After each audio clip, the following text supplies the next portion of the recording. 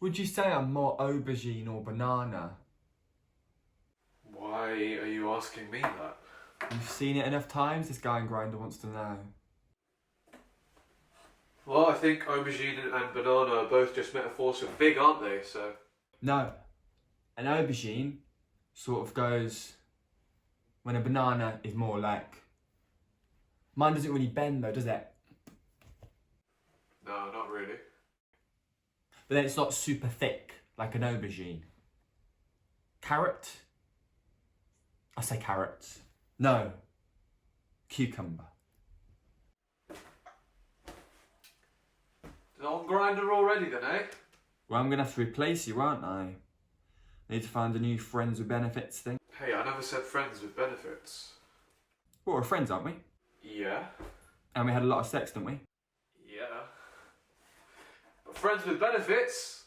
Not really what I said, is it? Okay, Mr. Mansplainer, I'll remember what you said. I presume you mean what you said when I told you I loved you. Yeah. I said, I love you. I know. And then you left a big long pause, like you do, with my words floating out there, lingering desperately on the air of the silence, with my heart dangling in between your hands for what felt like eternity. And then you said, I. And then you left another big pause, presumably to extend my longing suffering for as much as possible and give me just enough time to fill myself with the hope that you'd complete that sentence with, love you too, before saying, just don't see us in that way. I'm sorry, Sammy. I think you're more of a what's it.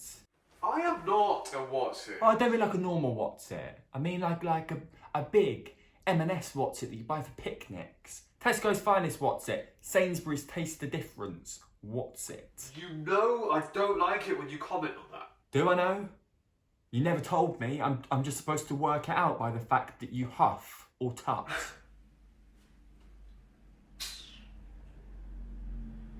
No, I might not be as big as you, but I am at least a courgette. A pickled one, maybe. You know, when you recount that story, you're missing one key part. Why would you tell me you love me right after I told you that I think we should stop sleeping together? Why wouldn't I? Well, in this case, because I wanted us to stay flatmates. Because that's why I moved in. You know, I like you. I like the flat. Should never have complicated it by sleeping together. Sleeping together and spooning together and watching films together, they're buying presents for each other, finishing each other's sentences. I mean, you can see where I got confused. Yeah, maybe I can. But it didn't mean you had to say that after I told you that I wanted to end it. You can't be flatmates with someone who loves you. No, I can't. Why not? Well, I don't know, maybe because it's just too weird, okay? Well, I'm pleased I said it. Shouldn't have said it when you knew I didn't feel the same way. Again, how did I know? How did I know? I don't know how you feel about anything. In spite of all the lovely things that we did together, you never gave me much direct insight into here. Into here. You don't even smile when you see me. You don't ever look me in the eye. Oh, I don't want to have this out again, alright? Decision's been made. I hope we can be friends again in the future. That's about the nicest thing you've ever said to me.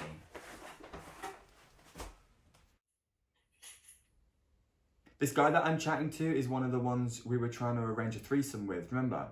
He's asking if we still come as a pair. Well, you know the answer to that one. He's asking about yours now. What should I tell him? Where do we land? What's it or pickle? You should tell him that you want to meet him alone. You're sort of textured though, aren't you? Ridges you've got. You know, like how a croissant sometimes has ridges on it. Well, it's not the shape of a croissant. Toffee crisp. That's what you are.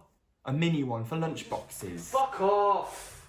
Do you know what's always interested me about you, Rick? I presume you're going to tell me whether I want to know or not. You like to be the little spoon. What? You're larger than me physically, and you're the top. So usually that would make you the big spoon for the cuddles after all the sex. But you like to be the little spoon. Well, maybe I just thought that you like to be the big spoon, so I thought No. I'd just let you. It's not that. I feel you relax when I hug you like that. You don't do it when we hug normally. We almost never hug normally, face to face. But when you can't see me, you lean back into me and your whole body relaxes and you do this peaceful sigh.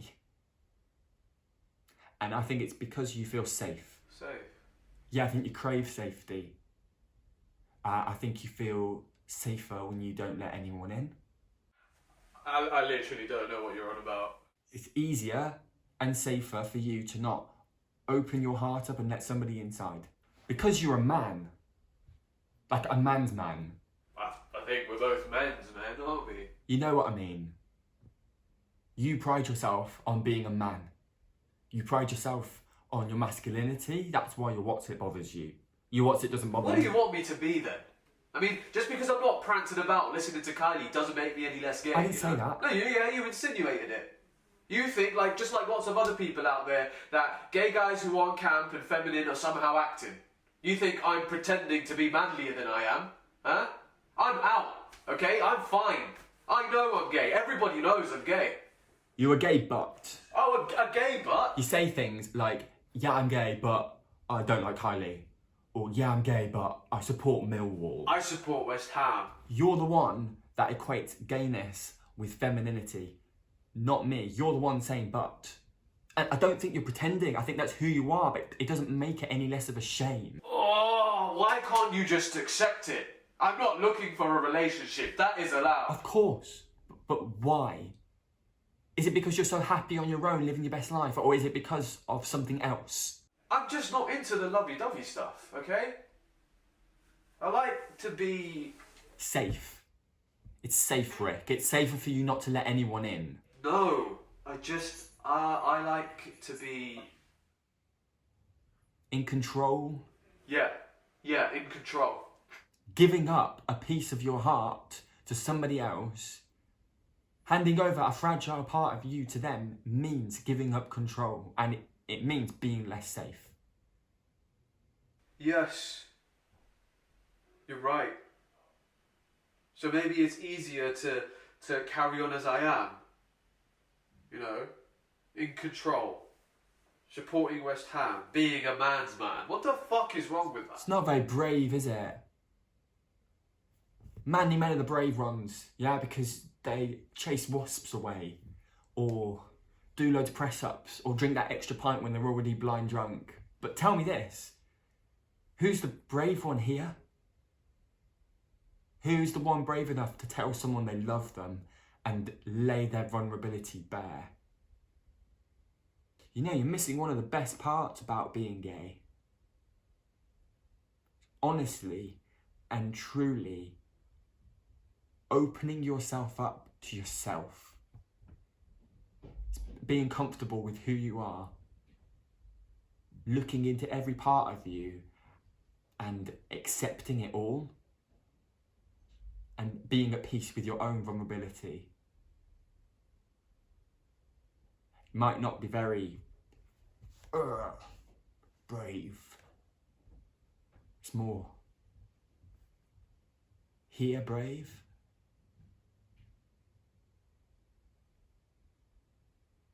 You could stay here and be a little less safe, but a little more brave.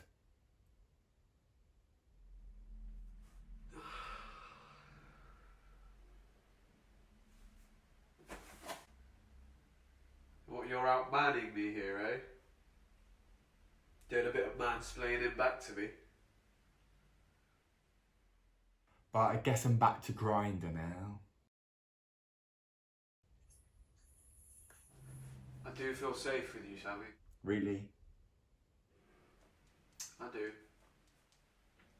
I trust you. So why are you so cold with me after all this time? Why not let me in? Because if I let you in, I have to let me in too.